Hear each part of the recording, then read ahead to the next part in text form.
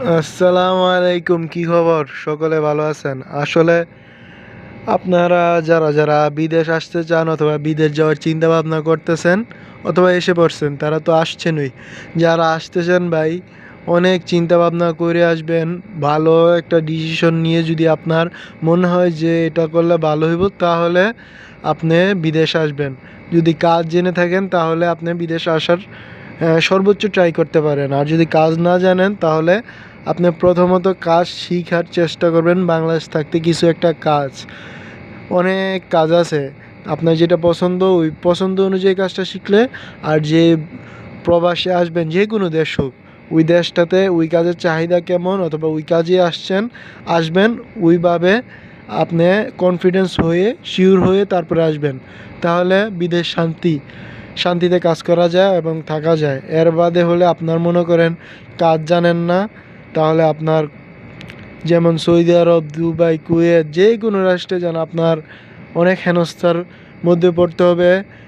আপনি এসে মাসের পর মাস বসে থাকতে হইব, বেতন নাই, আপনার খাওয়া দাওয়ার খরচ এমনকি বাংলাদেশ থেকে আনতে হইতে পারে। তো যেটাই করেন পরিকল্পনা করে আসবেন। আর কাজ না শিখে আসারই অনুরোধ রইল আপনাদের মাঝে। আমি অনুরোধ করলাম, কাজ যদি না জানেন তাহলে প্রবাসে পাড়ি দিবেন না। 4 লক্ষ, 5 লক্ষ, 6 লক্ষ টাকা দিয়ে মিডিল ইস্টের মনে করেন পাড়ি জমানোর কোনো আমি প্রয়োজন মনে করি না। এর চেয়ে ভালো 4, 5, 6 লক্ষ টাকা দিয়ে আপনি গ্রামগঞ্জে, ঢাকা শহর অথবা গ্রামগঞ্জে থাকলে আপনি ব্যবসা দিতে পারেন। ফুডকার্টের ব্যবসা অথবা স্ট্রিট ফুডের ব্যবসা, না হয় আপনি কোনো লালন পালন করতে পারেন, পশু লালন পালন করতে পারেন, না হয় আপনি মোবাইল সার্ভিসিংয়ের দোকান দিতে পারেন, না হয় আপনি ফার্মেসির দোকান দেন, না হয় আপনি একটা বাজারে মুদিখানার দোকান দেন। তাহলে আপনি আল্লাহর মধ্যে ভালো থাকতে পারবেন আর আপনার চালানটা থাকবো, মাস শেষে আপনার লাভ আসবো। কিন্তু সৌদি আরব অথবা মিডিল ইস্টে যে কোনো দেশে আসবেন আপনি আনস্কিল হয়ে অথবা আপনার কোনো কাজের অভিজ্ঞতা নেই, তাহলে আপনি আইসা মারাত্মক বিপদে পড়বেন। আপনার টাকা তো গেলই গা, মানে কি আসলে না আপনার টাকার হদিস পাইবেন না। দেন আপনি চাকরি কইরা টাকা পান কি পান না এটা কোনো কনফিডেন্স নাই।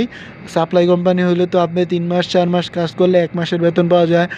বাজেট সম বেতন আপনার না না পায়, মানে কি মায়েরও যাইতে পারে। তো ভেবে চিন্তে আসবেন, যেটাই করেন আপনার মনে করেন আশা করি আপনার ইনশাল্লাহ ভবিষ্যৎ ভালো হোক, দোয়া রইল। তবে চিন্তা ভাবনা করে আসবেন। যে কোনো জায়গায় পাড়া দিবেন, বিদেশ নামক দেশে পাড়া দিলে আপনি চিন্তা ভাবনা করে 100% কনফার্ম হয়ে আসবেন যে ভালো নাকি মন্দ।